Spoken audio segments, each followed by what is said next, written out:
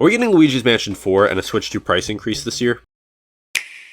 So recently there were predictions made by Logan Plant, who you may know from the IGN Mario & Luigi Brothership review. He made some predictions for Nintendo's 2026, and some of these are pretty bold. I'm going to go one by one. You can check the timestamps if you don't want to hear me talk about all these, so I'm just going to go in order. So Pokémon Gen 10 releasing in November, which, yeah, I think that's a pretty safe prediction. New generation of console, new generation of Pokemon, it makes sense, and I'm not going to talk about this for that long because I'm not a big Pokemon fan. I couldn't tell you too much about it. I don't know anything about what's going to go on with it. But let me know if you're a Pokemon fan. Do you think this is happening? What do you think it's going to be like? And then Pokemon Red, Blue, and Yellow being available for purchase. So this is interesting because Nintendo doesn't really release older games for purchase anymore. Their older games typically just come out on Nintendo Switch Online. Like, we have not had Virtual Console in a very long time now, so available for purchase is really interesting. I know it's an anniversary for Pokemon. Like, Pokemon's turning 30, and I think it's in February, so we'll probably get announcements then. But maybe they'll do something where they'll have, like, Game Boys release that just play these Pokemon games, like how we got the Game & Watches for Mario and Zelda for their anniversary. So I think that would definitely be a cool collectible if they did that, because I just don't think they're going to release these games on their own on the Nintendo Switch eShop. I don't think that would make any sense. However, something I do want to say is that these games are not available on Nintendo Switch Online, so I think this may just be wording it differently. And it's really weird that we haven't gotten these games because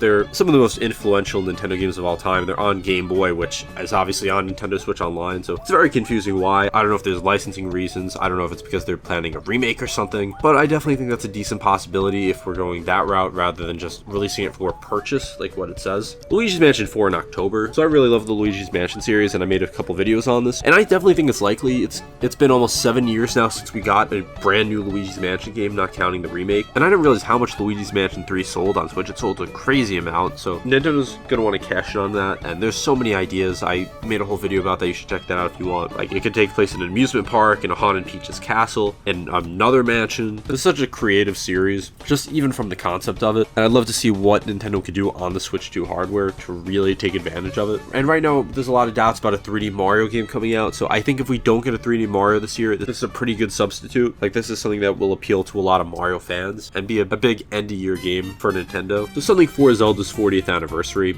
This is pretty much a given. We'll get something. I just don't see how Nintendo would do nothing here. I don't think we're getting a brand new 3D Zelda game. I think at best we're getting an announcement. I think it's very likely we'll get some sort of remake. So I could see a remake of the Oracle games because I feel like those really need remakes. Like, they are pretty outdated. They're still very good games, but they have definitely shown their age for a long time, or definitely very limited. And I hope it gets the Link's Awakening treatment because that took a great game that was held back by hardware and just really did a lot more with it on Switch. I don't think we're going to get a brand new 2D Zelda because we just got one 2 years ago. So I think this would be a great opportunity to do this. It's been a few years since we've gotten a Zelda remake. Another thing is that there could be like an Ocarina of Time Majora's Mask remake collection because we've never had these games in HD.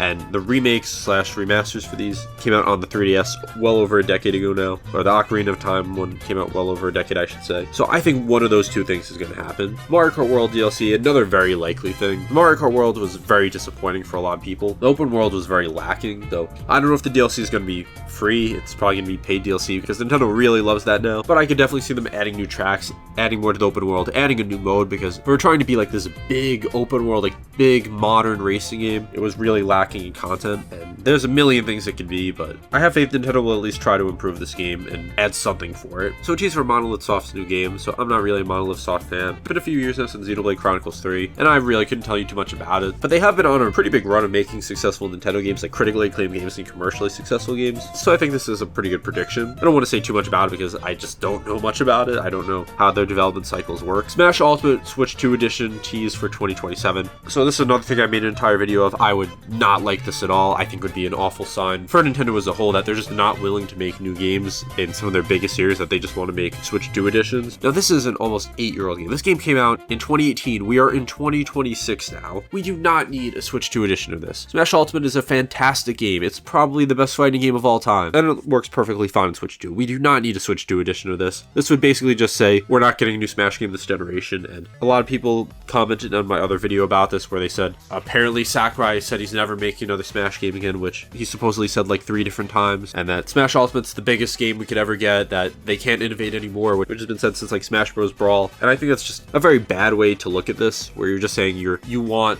an $80 port of an 8-year-old game instead of them actually working on something new. And I just don't like this trend of Nintendo charging people premiums for old games, and then it pretty much sets back these series. Like, we're not getting a new Mario Party soon, we're not getting a new Animal Crossing soon, probably not getting a new 2D Mario soon, probably not getting a new main series Kirby soon, all because they're just focusing on these Switch 2 editions. I could be wrong, maybe these are just placeholders because they're working on bigger games for now and just want to have something to release. I'd love to be wrong about this, but it's just not a good sign in my opinion. So, new Illumination movie announcement. Obviously, Illumination made the Mario movies, making the Mario Galaxy movie, and apparently Nintendo wants to have like a cinematic universe of different Nintendo characters. So it's obviously not going to be Zelda. That's a movie that's already coming out. It's live action. Obviously, we know about Mario Galaxy, but what else could it be? I think there was something about a Donkey Kong movie. I don't know if that was confirmed. Kirby is a very popular character. Pikmin has been getting more attention. I think Donkey Kong's the most likely here because he already exists in the Mario movie. There's been either rumors or a confirmation of it. So I think if we got anything, this is the most obvious pick. And finally, this is not one people will be happy about, but a Switch 2 price increase. Listen, when the Switch 2 was announced and people found out about the price, people weren't happy because I think a lot of people were expecting it to be like $400, and then it was $450, $500 for the bundle. And I was hoping for $400 too for the base price. And since then, we actually have seen sales with that, like from Walmart and Amazon. But people were more upset about the price of Mario Kart World. Like, that's just not an $80 game. And they still aren't fully industry standard, but that would be horrendous press for the Switch 2 after all the controversy from 2025 that a lot of people have already moved on from. So just price increase the Switch 2 in its second year, that would be an awful look. Now, whether you want to say it's from inflation, from tariffs, just economic factors in general, I'm not going to pretend to be an expert on Nintendo as a business, but a lot of consoles are sold at a loss. The Switch 2 might be sold at a loss, and it's so people buy the software. That's how these companies make money. So it's up to Nintendo if they want to decide to do like a $50 increase a year after it comes out, and probably alienate a lot of people who would have bought the system, or if they just want to eat the cost and have more people buy it. Because think about it this way, if you're charging, let's say, $400 for a console and it costs $500 to make, you're losing $100 when you sell that, but it just takes 2 games to recoup those losses, and then you're going to expect that they're going to buy the online service, which is probably $60 to $70 a year. They're going to buy a few new games a year, which are $60 to $70. So the average person is probably spending a few $100s on games each year that has that console, and the more people that have the console, the more sales they're going to have. But when you price someone out of a console or just make someone not want to buy it because they don't think it's worth it, then you're losing all those sales of those games. So there's a lot more that goes into this decision, but even as someone who has a Switch 2, who got it very early on and who wouldn't be directly affected by this, I just would not like to see that. I would